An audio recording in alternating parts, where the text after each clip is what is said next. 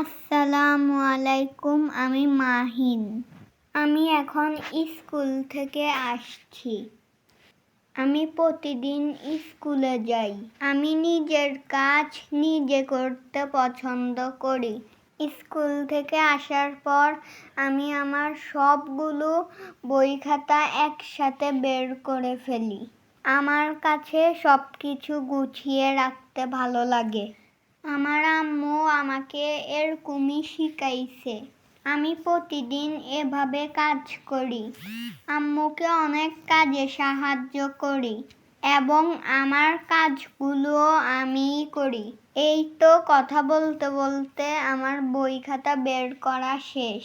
এখন আমি শেলফের মধ্যে বই খাতা রেখে আসব। তারপর ব্যাগটা গুছিয়ে রাখবো। তোমরা সবাই এভাবে তোমাদের নিজের কাজগুলো করবে। এখন মোজাটা খুলে ফেলবো। তারপর ID card, badge, name plate সবগুলো গুছিয়ে রাখবো।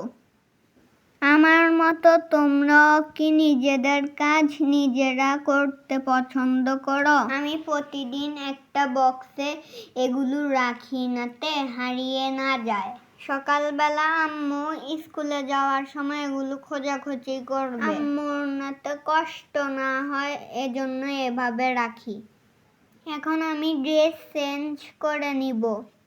আমার ড্রেস চেঞ্জ করা শেষ। এখন আমি হাত মুখ ধুবো। স্কুল থেকে এসে প্রতিদিন ভালোভাবে হাত মুখ ধোয়া লাগে। তারপর জীবাণুরা চলে যায়।